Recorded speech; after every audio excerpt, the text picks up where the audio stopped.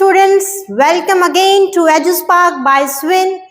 जैसा कि हमने कल बोला था कि आज हम शुरू करने वाले हैं चैप्टर 1 जो बिल्कुल डीप होने वाला है। आज जो मैंने आपको कंसेप्ट पढ़ा दिया, ये समझ लीजिए कि दुनिया जहान की जितनी रिएक्शंस हैं आपको पता होगा कि वो कैसे सोल्व होंगी। ये आज का मेरा वादा है आप लोगों से। तो बिना किसी देरी के शुरू करते हैं। तो हमने पढ़ा था केमिकल रिएक्शंस एंड इक्वेशंस का कल माइंड मैप। तो आज हम शुरू करते हैं कि केमिकल रिएक्शंस क्यों होती हैं, क्यों चाहिए हमें केमिकल रिएक्शंस। तो देखो, एटम का नाम तो सबने सुन ही लिया। Smallest particle is known as atom, right. कोई बात नहीं, लिख देते हैं एटम। अब ये जो एटम होता है ना, इस कुछ एटम्स क्या होते हैं, अनस्टेबल होते हैं, उनको इमोशनल स्टेबिलिटी चाहिए।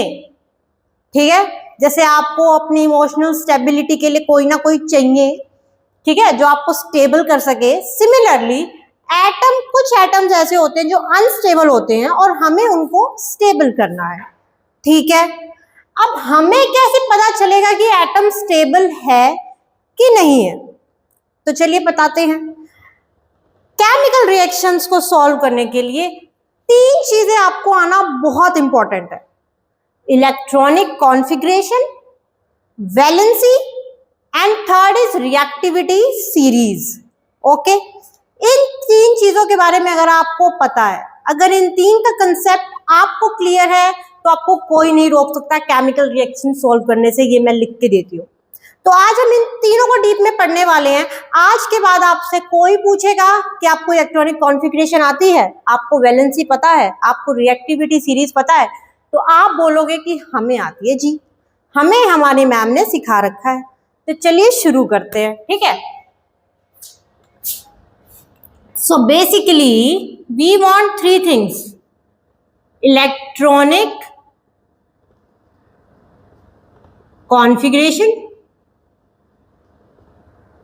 we want valency, and the third one is reactivity. हम इन्हें बोल सकते हैं टेंडेंसी भी। क्या टेंडेंसी है एक एलिमेंट की रिएक्ट करने की। अब इलेक्ट्रॉनिक कॉन्फ़िगरेशन क्या होता है? इलेक्ट्रॉनिक कॉन्फ़िगरेशन सीधी सी बात है भाई, अरेंजमेंट ऑफ इलेक्ट्रॉन होता है। अब अरेंजमेंट ऑफ इलेक्ट्रॉन तो सभी ने पढ़ा होगा कि कुछ के shell, M shell, N shell, कुछ ऐसे सेल्स के बारे में आपने पढ़ा था। उन्हीं शेल्स के बारे में हम आज पढ़ेंगे। बहुत इजी है, चिंता मत करो। वैलेंसी क्या होती है? Capacity of an atom. क्या होती है? कैपेसिटी क्या है एक एटम की? कितने इलेक्ट्रॉन्स उसको लूज करने हैं, कितने इलेक्ट्रॉन्स उसको गेन करने हैं, that is valency. Reactivity, tendency, what's that mean? That how badly an atom wants stability. How badly an atom wants stability. ठीक है, अगर ये 3 चीज आपको पता है, रिएक्शन सॉल्व चुटकियों में होगी। तो चलिए शुरू करते हैं। सबसे पहले हम पढ़ेंगे electronic configuration, then we will go to valency and then we will start our reactivity. Electronic configuration क्या होती है? Arrangement of electron. आप सबको पता है कि जो इलेक्ट्रॉन होता है ये कैसे मूव करता है। इसकी अपनी ऑर्बिटल्स होती हैं जिसमें वो मूव करता है, सभी को पता है भाई, कोई नई बात नहीं है। ऐसे मूव करेगा, राइट। सबसे पहले शेल का नाम क्या होता है? के होता है।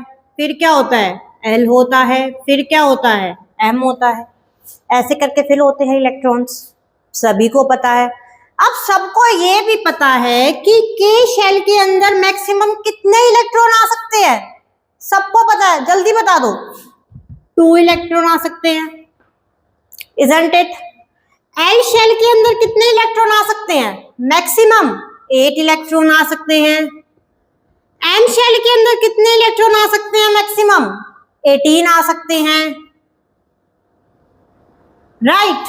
और m के बाद 32 ऐसे सो ऑन चलता है। ठीक है, यहां तक कोई दिक्कत नहीं आई होगी। अब मैंने बोला था कि एटम को क्या चाहिए, स्टेबिलिटी चाहिए। अब एटम की स्टेबिलिटी किस पे रुकी हुई है कि भाई जो ये एटम है, इस एटम को 2 इलेक्ट्रॉन्स तो चाहिए अपने फर्स्ट शेल में स्टेबिलिटी होने के लिए, स्टेबल होने के लिए। 8 इलेक्ट्रॉन्स चाहिए आउटर शेल में स्टेबल होने के लिए। यही होती है स्टेबिलिटी। इसी को क्या बोला जाता है, ऑक्टेट रूल बोला जाता है। बताओ समझ में आया कि नहीं आया? इसी को बोलते हैं। यहां तक कोई दिक्कत नहीं आई होगी, बहुत ही बेसिक बताया मैंने। अब इलेक्ट्रॉनिक कॉन्फ़िगरेशन की रिएक्शन में क्या इंपॉर्टेंस है ये हम पढ़ेंगे। यहां तक सबको समझ में आया? Let's rub it out. मैंने रब कर दिया है, अब हम एग्जाम्पल से समझते हैं। नंबर 1 एग्जाम्पल हम लेते हैं, सोडियम ले लीजिए आप, सोडियम। अब सोडियम का एटॉमिक नंबर क्या होता है? 11 होता है सोडियम का एटॉमिक नंबर। तो देखो बच्चों, एक बात याद रखना, एलिमेंट्स 1 से लेके 20 तक बिल्कुल याद कर लो। चाहे कुछ करो, रट्टा मारो, कुछ करो, आपको 1 to 20 एलिमेंट्स के एटॉमिक नंबर याद होने चाहिए। अगर आपको एटॉमिक नंबर याद है तो आपकी इलेक्ट्रॉनिक कॉन्फ़िगरेशन ऐसे निकलेगी। ठीक है, और अब कैसे याद करना है आपको, डेली 1 to 2 क्वेश्चंस प्रैक्टिस करो डेली, अपने आप आपको सोल्व हो जाएगी, अपने आप आपको आ जाएगा। ठीक है, तो सोडियम का एटॉमिक नंबर क्या है बेटा? 11 है। अब हम इसकी इलेक्ट्रॉनिक कॉन्फ़िगरेशन लिखते हैं। क्या होगी इसकी इलेक्ट्रॉनिक कॉन्फ़िगरेशन? हमने पढ़ा था कि भाई फर्स्ट शेल में कितने इलेक्ट्रॉन्स आने चाहिए? 2 आने चाहिए भाई, डाल दिए। सेकेंड शेल में कितने आने चाहिए? 8 आने चाहिए। अब एटॉमिक नंबर कितना है? 11, 8, 9, 10, यहां आया 1 इलेक्ट्रॉन, 1 आया। अब भाई जो ये 1 इलेक्ट्रॉन है, सोडियम अपना 1 इलेक्ट्रॉन को देना पड़ेगा, तभी ये स्टेबल होगा। मैंने बताया था स्टेबल होने के लिए एक एटम को क्या चाहिए, फर्स्ट शेल में 2 इलेक्ट्रॉन्स चाहिए, सेकंड शेल में 8 चाहिए। अब यहाँ तो 1 एक्स्ट्रा हो गया, तो इसको तो ये इलेक्ट्रॉन देना ही पड़ेगा। Needs to donate 1 electron. ठीक है, लिख देते हैं भाई। Na जब अपना इलेक्ट्रॉन देगा, Na जब अपना 1 इलेक्ट्रॉन देगा तो Na पे क्या चार्ज आ जाएगा? पॉजिटिव। यहां तक कोई दिक्कत? सोडियम है, सोडियम ने 1 इलेक्ट्रॉन दिया, इलेक्ट्रॉन पे चार्ज नेगेटिव होता है, कोई इंपॉर्टेंट वाली बात नहीं है। सोडियम ने जब 1 इलेक्ट्रॉन अपना दे दिया तो सोडियम पे क्या चार्ज आ जाएगा? पॉजिटिव चार्ज आ जाएगा। वेल एंड गुड, ठीक है भाई। एक एग्जांपल लेते हैं हम, क्लोरीन। क्लोरीन का एटॉमिक नंबर क्या होता है? 17। क्लोरीन को कैसे लिखते हैं? Cl से रिप्रेजेंट करते हैं। अभी क्लोरीन का इलेक्ट्रॉनिक कॉन्फ़िगरेशन लिखते हैं हम, जल्दी से बता दो। पहले शेल में कितने इलेक्ट्रॉन्स आएंगे? 2। सेकंड में कितने आएंगे?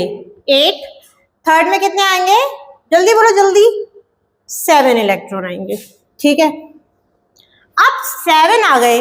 मैंने बोला था कि आउटर शेल में एक एटम को किस चीज की रिक्वायरमेंट है, कितने इलेक्ट्रॉन्स की रिक्वायरमेंट है कि वो स्टेबल हो जाए।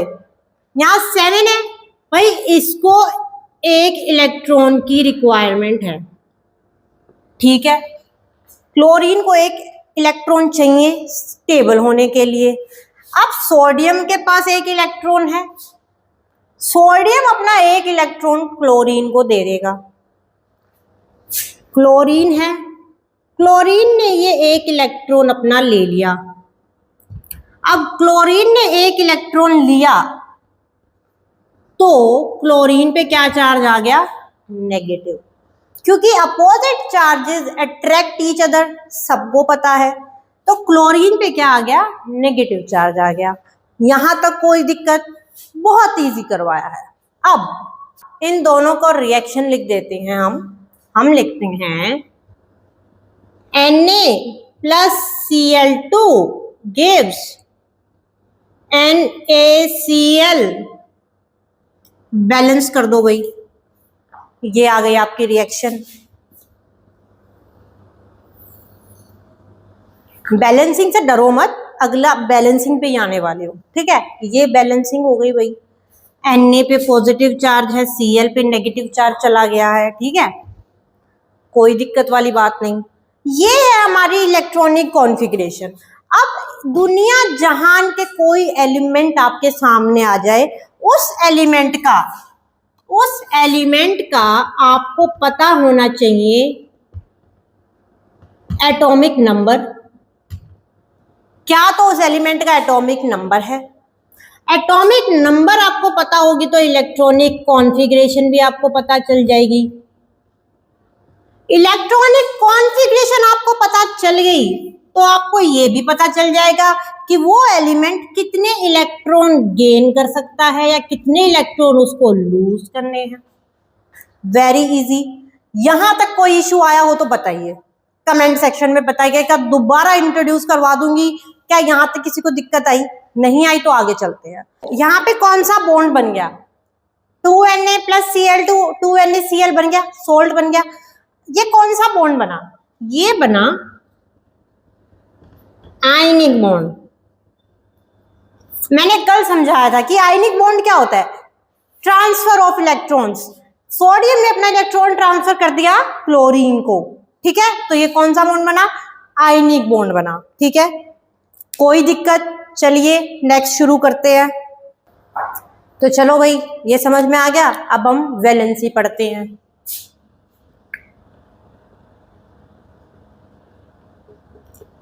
अब वैलेंसी मैंने क्या बताया था?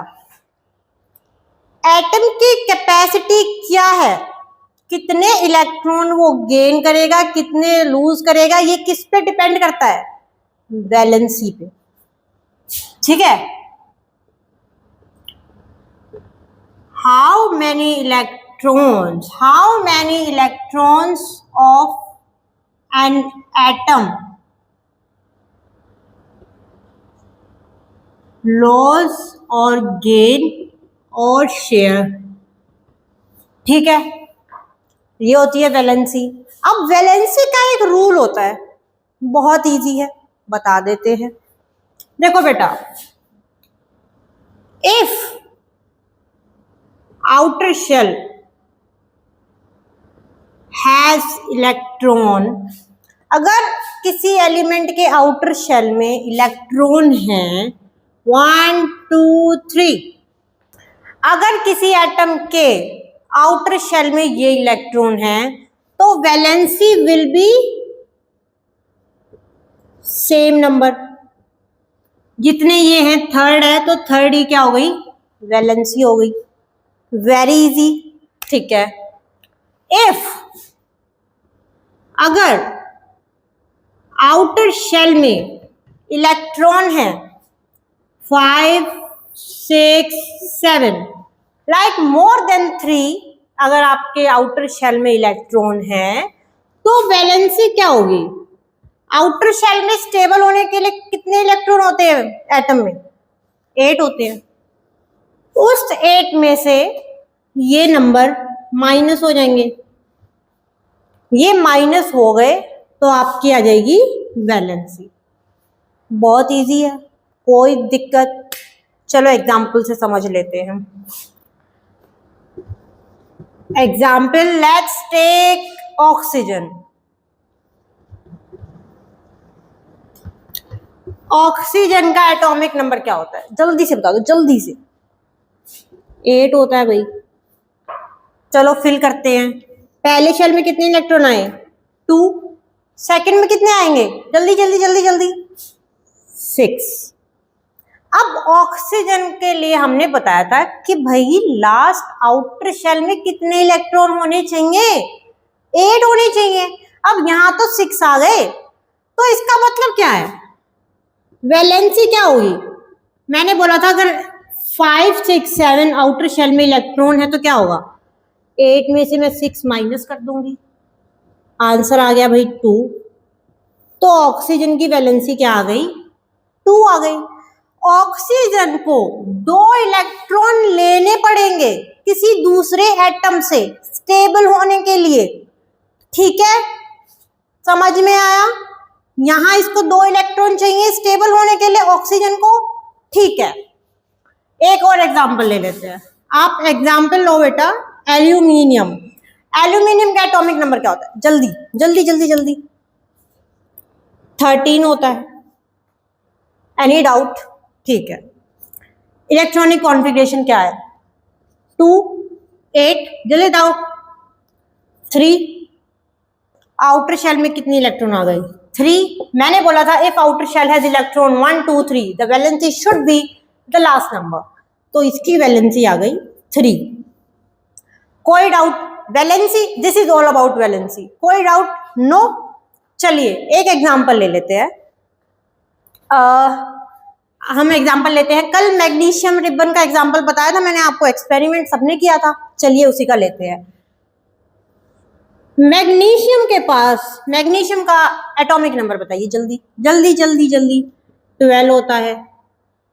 ऑक्सीजन का ये लिख ही रखा है मैंने, ठीक है। इलेक्ट्रॉनिक कॉन्फ़िगरेशन लिख दीजिए फटाफट, 8 9 10 11 12, आउटर शेल में कितने इलेक्ट्रॉन है, 2। मैग्नीशियम को अपने 2 इलेक्ट्रॉन देने पड़ेंगे स्टेबल होने के लिए। अब मैग्नीशियम को 2 इलेक्ट्रॉन देने हैं और ऑक्सीजन तो तैयार बैठा है 2 इलेक्ट्रॉन लेने के लिए, समझ में आया। मैग्नीशियम अपने 2 इलेक्ट्रॉन देना चाहता है, ऑक्सीजन बैठा है 2 इलेक्ट्रॉन लेने के लिए, तो भाई ये बन गई रिएक्शन, ये बन बैलेंस कर दिया। इस रिएक्शन को आप पढ़ते आ रहे हो, Mg + O2 बना दिया 2MgO, मैग्नीशियम ऑक्साइड बना दिया भाई, ठीक है। कोई दिक्कत यहां पे आई नहीं आई।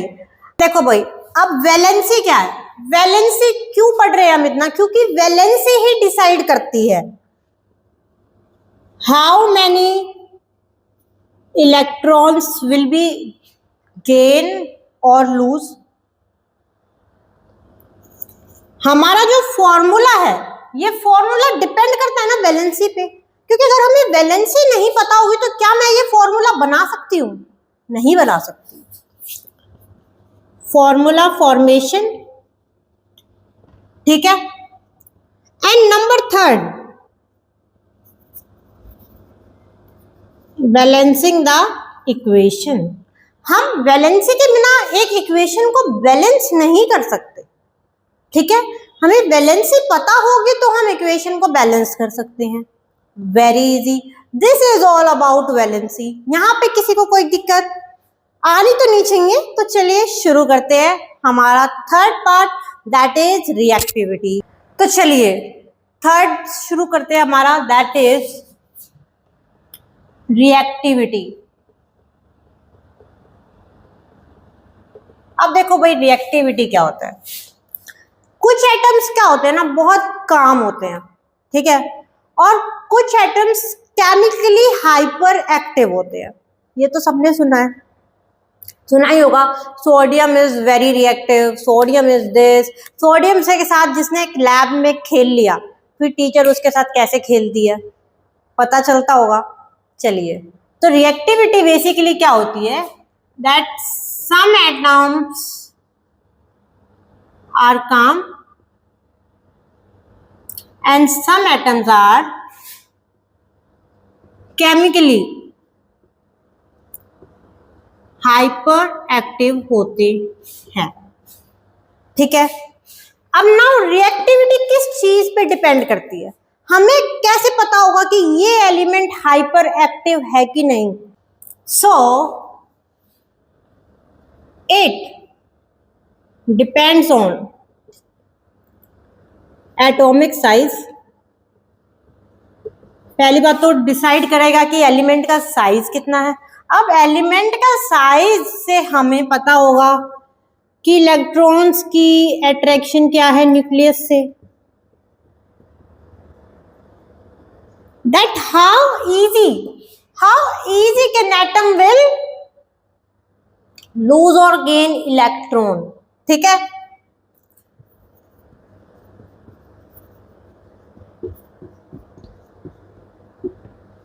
एटॉमिक साइज हो गया, अट्रैक्शन ऑफ न्यूक्लियस हो गया, लॉस गेन ऑफ इलेक्ट्रॉन उसी पे डिपेंड हो गया। और जो इलेक्ट्रॉन है उसका डिस्टेंस कितना है, इलेक्ट्रॉन डिस्टेंस कितना है फ्रॉम न्यूक्लियस। क्योंकि जितना बड़ा साइज होगा एटम का, जितना बड़ा एलिमेंट का साइज होगा, इलेक्ट्रॉन उतना उससे दूर होगा। जैसे कि ये इलेक्ट्रॉन है, ये न्यूक्लियस है, अब ये न्यूक्लियस के इलेक्ट्रॉन रिवॉल्व कर रहे हैं। अब यहाँ इलेक्ट्रॉन है भाई। एटॉमिक का साइज जितना बड़ा होता जाएगा एटम का साइज, इलेक्ट्रॉन उतना दूर होगा, तो उसको इजीली हम रिमूव कर सकते हैं, राइट। इजीली इस इलेक्ट्रॉन को बाहर निकाल सकते हैं। तो क्या है बेटा, रिएक्टिविटी में जो एलिमेंट होता है ना, उनका बेसिक सा फंडा क्या है कि उनके आउटर शेल में, इन देयर आउटर शेल, ज्यादा से ज्यादा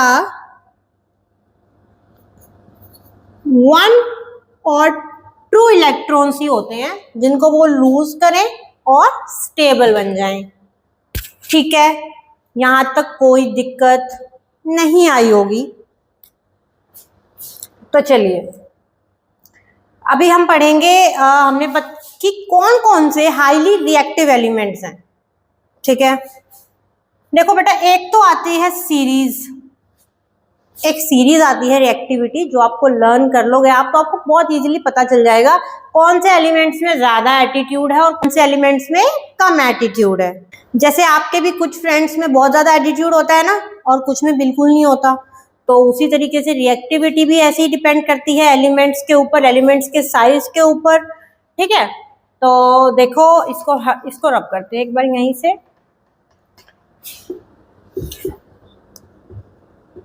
हाईली रिएक्टिव एलिमेंट्स, अब भाई जो मोटा मोटा सभी को ही पता है, sodium, potassium, calcium, these are highly reactive elements. Example ले लेते हैं, बहुत अच्छा एग्जाम्पल लेते हैं। चलिए सोडियम का एग्जाम्पल ले लेते हैं। ठीक है, जब सोडियम के साथ पानी आता है, सोडियम पानी के साथ कैसे वायलेंटली रिएक्ट करता है ये हम पढ़ते हैं। अब भाई ये सोडियम हो गया, सोडियम में ये आ गया पानी। अब एक बात बताओ मेरे को, जल्दी से मुझे सोडियम की इलेक्ट्रॉनिक कॉन्फ़िगरेशन बता दो, कितना था एटॉमिक नंबर, इलेक्ट्रॉनिक कॉन्फ़िगरेशन कितना था? 2 8 1। आउटर शेल में कितने इलेक्ट्रॉन थे? 1 इलेक्ट्रॉन थे भाई। ठीक है, ये 1 इलेक्ट्रॉन लूज करेगा स्टेबल होने के लिए। ऑक्सीजन के पास कितने थे जल्दी बताओ, इलेक्ट्रॉनिक कॉन्फ़िगरेशन क्या थी? 2 और 6। इसको 2 इलेक्ट्रॉन चाहिए, नीड्स 2 इलेक्ट्रॉन। इसको 2 इलेक्ट्रॉन चाहिए और इसको 1 इलेक्ट्रॉन लूज करना है, इसको देना है और उसको 2 इलेक्ट्रॉन चाहिए। अब ये तो 1 ही इलेक्ट्रॉन दे पाएगा, 1 ही है इसके पास, तो फिर क्या करेगा? इसको तो ये तो इलेक्ट्रॉन 1 ही दे पाएगा, तो ये इस हाइड्रोजन को पकड़ेगा, ऑक्सीजन हाइड्रोजन को पकड़ेगा। कैसे पकड़ेगा बताती हूँ। Na+H2O gives NaOH, NaOH बना दिया, प्लस H2, स्टेबल करने, बैलेंस करने के लिए यहाँ आ जाएगा 2NaOH प्लस H2। अब भाई ये सोचोगे ये OH कहाँ से आ गया, ये OH क्या ले लिया, यहाँ पे OH क्यों आया, यहाँ H2 क्यों नहीं आया? ठीक है, ऑक्सीजन को बाहर क्यों नहीं निकाला? तो सीधी सी बात है, इलेक्ट्रॉन किसको चाहिए? ऑक्सीजन को चाहिए स्टेबल होने के लिए, तो यहाँ ऑक्सीजन आया। अब ये H क्यों आया यहाँ पे, मैं बताती हूँ। देखो बेटा, सोडियम क्या है, पीरियोडिक टेबल में आपने पढ़ा होगा that sodium is an alkali metal. ठीक है बेटा, जब भी एल्कली मेटल पानी के साथ आएगा, जब भी आएगा, वो बनाएगा मेटल हाइड्रोक्साइड। ये लर्न करना पड़ेगा। मैंने एक सेपरेट वीडियो बनाई है पीरियोडिक टेबल के लिए, उसमें मैंने प्रॉपर बता रखा है कौन सा मेटल किसके साथ रिएक्ट करके क्या बनाने वाला है, तो टेंशन मत लेना। अभी के लिए इतना लर्न करो, एल्कली मेटल जब भी पानी के साथ आएगा तो क्या बनाएगा, मेटल हाइड्रोक्साइड बनाएगा। ठीक है, एल्कली मेटल जब भी ऑक्सीजन के साथ आएगा, जब हम एल्कली मेटल में पानी नहीं डाल रहे, सिंपली एयर से वो ऑक्सीजन ले रहा है, तो वो क्या बनाता है, हमेशा याद करना, वो बनाएगा मेटल ऑक्साइड, हमेशा ऑक्साइड बनाएगा।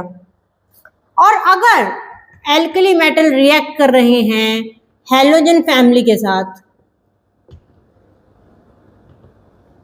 पता है ना हैलोजन फैमिली कौन सी होती है, पीरियोडिक टेबल का सबसे बड़ा चोर, सबसे बड़ी चोर वाली फैमिली कौन सी होती है, हैलोजन फैमिली होती है। फ्लोरीन, क्लोरीन, ब्रोमीन, इन सबको क्या चाहिए, सभी के इलेक्ट्रॉन्स को ये चुरा लेंगे। ठीक है, ये चुराएंगे तो ये क्या बनाएंगे, सॉल्ट बनाएंगे। ठीक है, H2O के साथ मिलेंगे तो मेटल हाइड्रोक्साइड बनाएंगे, ऑक्सीजन के साथ मिलेंगे तो ऑक्साइड बनाएंगे, और हैलोजन फैमिली के साथ मिलेंगे तो सॉल्ट बनाएंगे।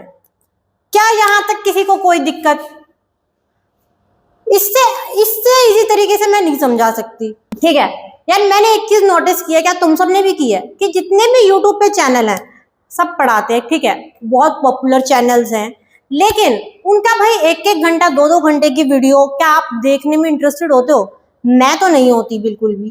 ठीक है, 1 घंटे 2 घंटे में आधा टाइम तो वो अपना जो उनके वो होते हैं कोर्सेज होते हैं उन्हीं को बेचने में लगा देते हैं।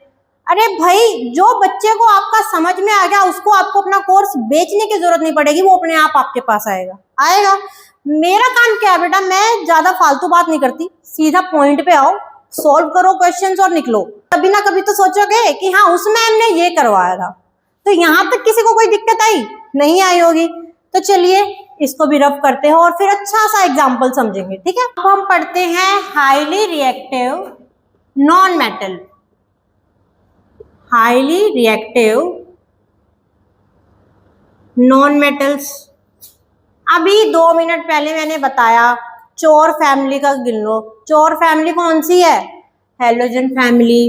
हाईली रिएक्टिव नॉन मेटल कौन से हैं, फ्लोरीन, क्लोरीन, ब्रोमीन। ठीक है, ये हाईली रिएक्टिव नॉन मेटल्स हैं। अब देखो बेटा, एग्जाम्पल लेते हैं, बहुत अच्छा, आपको बहुत अच्छे से समझ आएगा। एग्जाम्पल लेते हैं हम पानी का लेते हैं, ये हाइड्रोजन है भाई, ये O2 है। ठीक है, हमें बनाना है पानी। अब देखो हाइड्रोजन क्या है, हाइड्रोजन को यहाँ पे चाहिए नीड्स 1 इलेक्ट्रॉन, और ऑक्सीजन को क्या चाहिए, नीड्स 2 इलेक्ट्रॉन। 2 ही चाहिए ना, याद करो ऑक्सीजन के लास्ट आउटर शेल में कितने इलेक्ट्रॉन थे, 6 थे, 2 इलेक्ट्रॉन चाहिए थे स्टेबल होने के लिए, हाइड्रोजन को चाहिए 1 इलेक्ट्रॉन। तो क्या होगा, 2 हाइड्रोजन एटम बेटा अपना इलेक्ट्रॉन शेयर करेंगे विद ऑक्सीजन, करेंगे शेयर, रिएक्शन बना देते हैं, 2H plus O2 gives 2H2O। ये लो भाई, क्या कोई दिक्कत आई, 2 हाइड्रोजन एटम प्लस ऑक्सीजन मिलके बना दिया पानी। अब यहाँ पे कौन सा बॉन्ड बन रहा है, मुझे जल्दी बता दो, जल्दी बताओ कौन सा बॉन्ड बन रहा है भाई। क्या बात है, दूसरों को देख के तो तुम तभी बता देते हो ये सिचुएशनशिप में है, ये उस सिचुएशन में है, ये किस सिचुएशन में है, जल्दी बताओ कौन सा बॉन्ड बन रहा है। ये बन रहा है बेटा कोवलेंट बॉन्ड। यहां पे क्या हो रहा है, ट्रांसफर ऑफ इलेक्ट्रॉन नहीं हो रहा, हाइड्रोजन ऑक्सीजन के साथ इलेक्ट्रॉन शेयर कर रहा है, ऑक्सीजन हाइड्रोजन के साथ कर रहा है, दोनों मिलके क्या बना रहे हैं, H2O बना रहे हैं, दैट इज कोवैलेंट बॉन्ड। कल ही मैंने समझाया था आयनिक बॉन्ड अपने इलेक्ट्रॉन्स ट्रांसफर करता है, कोवैलेंट बॉन्ड इलेक्ट्रॉन्स शेयर करता है। वेरी इजी भाई, इससे इजी मजा आ गया होगा आज के सेशन में तो। ठीक है, चलिए और अच्छे से समझते हैं, एक एग्जांपल और ले लेते हैं। अब हम पढ़ते हैं कि कैसे इलेक्ट्रॉनिक कॉन्फ़िगरेशन रूल करती है एंटायर केमिकल रिएक्शन को, उसका एग्जांपल लेंगे हम। तो इसे रब करते हैं। हम क्या पढ़ने वाले हैं, how electron configuration rules entire chemical reaction. ठीक है, एग्जाम्पल लेते हैं, बहुत ही अच्छा एग्जाम्पल लेंगे। क्या लें, जिंक ले लो भाई। जिंक प्लस H2SO4 मिलके क्या बना देंगे भाई, जल्दी बता दो। नहीं पता, मैं बताती हूँ। ऐसे ही रट्टा नहीं मारना, रट्टा मारने का टाइम गया। कंसेप्ट आपको पता है, कंसेप्ट अब आपके माइंड में है। जिंक का एटॉमिक नंबर बता दो जल्दी से। जिंक का एटॉमिक नंबर है 30। जल्दी से इसकी इलेक्ट्रॉनिक कॉन्फ़िगरेशन कर दो। अब क्या है इसकी इलेक्ट्रॉनिक कॉन्फ़िगरेशन, 2, नेक्स्ट शेल में कितने आएंगे, 8, उससे नेक्स्ट में 18, कितने बच गए, 18, 8, 2, यहाँ बच गए 2 इलेक्ट्रॉन। ये 2 क्या है, याद करना क्या है, 2 इसकी वैलेंसी है। ठीक है भाई, इसका मतलब क्या है कि जिंक को क्या है, 2 इलेक्ट्रॉन देने हैं। जैसे ही जिंक 2 इलेक्ट्रॉन दे देगा वो स्टेबल हो जाएगा। कोई दिक्कत यहाँ तक नहीं आई होगी। अब देखो भाई, H2SO4 की बात करते हैं हम। अब हाइड्रोजन एटम है, ये हाइड्रोजन एटम है, ये इन 2 इलेक्ट्रॉन को ले लेगा। हाइड्रोजन एटम 2 इलेक्ट्रॉन को ले लेगा तो ये क्या बन गया, H2 बन गया। तो ये 2 हाइड्रोजन ने 2 इलेक्ट्रॉन ले लिए, ये बना दिया H2। अब देखो बेटा, H2SO4 सल्फ्यूरिक एसिड, इसका आपने क्या सुन रखा है, देखो सल्फेट आयन होता है, SO4 2-, इसी फॉर्म में प्रेजेंट होता है सल्फेट आयन। देखो बेटा, एक चार्ट होता है, क्लास 9th में है एक चार्ट, आपको लर्न होगा कि नहीं होगा, नहीं होगा तो एक चार्ट है, वो मैं आपको मेंशन कर दूंगी, वो चार्ट आप जरूर रीड करना। उसको आपको पता होना चाहिए सल्फेट आयन क्या होता है, सल्फाइड आयन क्या होता है, किस पे कौन सा चार्ज होता है, ये आपको पता होना चाहिए। ठीक है, अब देखो ऑलरेडी सल्फेट आयन इस फॉर्म में प्रेजेंट होता है। अब ये क्या होता है बेटा, ये इजीली अट्रैक्ट नहीं होता, रैंडमली ये किसी से जाके अट्रैक्ट नहीं होगा, अटैच होगा, अटैच बाय चार्ज अट्रैक्शन। अब चार्ज अट्रैक्शन कैसे होगी मैं बताती हूँ। देखो, जिंक ने 2 इलेक्ट्रॉन लूज कर दिए, जिंक ने जैसे ही 2 इलेक्ट्रॉन दे दिए, जिंक पे कौन सा चार्ज आ गया, पॉजिटिव चार्ज आ गया। अब सल्फेट पे क्या है, नेगेटिव चार्ज है। Opposite charges attract each other, इसीलिए क्या रिएक्शन बन गई, ZnSO4 प्लस H2, ये रिएक्शन बन गई। क्या कुछ लर्न करने की जरूरत थी, क्या मुझे इस रिएक्शन को याद करने की जरूरत थी, नहीं। हमारी मैम ने हमें सिखा दिया है एटॉमिक नंबर से कैसे इलेक्ट्रॉनिक कॉन्फ़िगरेशन निकालनी है। इलेक्ट्रॉनिक कॉन्फ़िगरेशन पता चल गई तो हमें पता चल जाएगा कितने इलेक्ट्रॉन कौन सा एलिमेंट लूज करने वाला है, कौन सा एलिमेंट गेन करने वाला है, किस चीज का इवोल्यूशन होने वाला है, सब कुछ पता चल गया। क्या इसमें कोई दिक्कत थी। अब देखो, मैंने बताया था potassium is more reactive than sodium. अब पोटेशियम क्यों है ज्यादा रिएक्टिव सोडियम से, पोटेशियम की इलेक्ट्रॉनिक कॉन्फ़िगरेशन बताओ पहले मुझे जल्दी। 2 8 8 1, अब देखो बेटा, पोटेशियम का एटॉमिक नंबर 19 होता है, 1 इलेक्ट्रॉन है। अब 1 इलेक्ट्रॉन है तो देखो कितनी बड़ी कॉन्फ़िगरेशन है। पहले तो ये देखो, इसका मतलब सीधा सा है कि far away then nucleus, nucleus से बहुत दूर होगा इलेक्ट्रॉन। जितना ज्यादा न्यूक्लियस से दूर होगा हम इस इलेक्ट्रॉन को एस्केप कर सकते हैं। ठीक है, ओके, इलेक्ट्रॉन एस्केप हो गया। इसीलिए जो पोटेशियम है वो सोडियम से ज्यादा रिएक्टिव है, क्योंकि देखो सोडियम की इलेक्ट्रॉनिक कॉन्फ़िगरेशन क्या थी, 2 8 1। अब देखो न्यूक्लियस के पास ये ज्यादा है या ये ज्यादा है, ये ज्यादा है। इसका मतलब क्या है, forces of attraction of electron to the nucleus ज्यादा होगी, इसमें दूर है तो जितने ज्यादा दूर होगी उतनी जल्दी इलेक्ट्रॉन को खींच पाएंगे। इसीलिए sodium, potassium is more reactive than sodium. यहाँ तक कोई दिक्कत? आई थिंक अब तो तुम इंटेलिजेंट हो गए हो भाई। आज के लेक्चर के बाद कोई तुम्हें नहीं कह सकता कि तुम्हें केमिकल रिएक्शन सॉल्व करनी नहीं आती, आती है ना।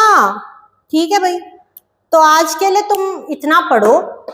अब मैं एक चीज मैं और तुम्हें बताना चाहती हूँ, रिएक्टिविटी सीरीज। देखो एक रिएक्टिविटी सीरीज होती है जो तुम लर्न कर लो। तो देखो एक रिएक्टिविटी सीरीज होती है, उसको और तुम लर्न कर लोगे तो सोने पे सुहागा होने वाला है। ठीक है, रिएक्टिविटी सीरीज क्या होती है, बिल्कुल पहले मैं बताऊंगी कैसे लर्न करना है। आपको लिखना है, please stop calling me a zebra, instead try learning how copper saves gold। इस लाइन को याद कर लो, please stop calling me a zebra, instead try learning how copper saves gold. अब देखो क्या बन गया, पोटेशियम, सोडियम, कैल्शियम, मैग्नीज, जल्दी बताओ क्या बन गया, क्या बन गया, एल्यूमिनियम। देखो एल्यूमिनियम को ऐसे लिखा जाता है, ऐसे नहीं लिखा जाता, दिस इज रोंग। बहुत बच्चे ऐसे लिख देते हैं, बेटा ये गलत होता है। जिंक, इंस्टेड से क्या बन गया, जल्दी जल्दी जल्दी जल्दी, आयरन। ट्राई से क्या बन गया, टिन। लर्निंग से क्या बन गया, लेड। कॉपर से लर्निंग से लेड बन गया, एच से बन गया हाइड्रोजन, कॉपर से बन गया Cu, सेव से बन गया सिल्वर, सिल्वर को लिखते हैं Ag, गोल्ड को लिखते हैं Au। ठीक है, इस रिएक्टिविटी सीरीज को तुम याद कर लो, दिस इज इंपॉर्टेंट, ताकि आपको पता चल जाएगा कि कौन से एलिमेंट में कितना ज्यादा एटीट्यूड है। जैसे तुम्हारे फ्रेंड्स होते हैं ना, किसी फ्रेंड में बहुत ज्यादा एटीट्यूड होता है, किसी में बहुत कम एटीट्यूड होता है, सिमिलरली एलिमेंट्स में भी अपने एटीट्यूड है भाई। ठीक है, तो बेटा आज का सेशन था इतना। आई होप आप सबको बहुत अच्छे से क्लियर हो गया होगा। तो अब मिलते हैं नेक्स्ट सेशन में, और अच्छे से चैप्टर को पढ़ेंगे, और जो आपके जितने भी टॉपिक्स रह गए उनको कवर अप करेंगे, और फिर इस चैप्टर को जल्दी से सम अप करेंगे। Thank you so much guys, stay tuned.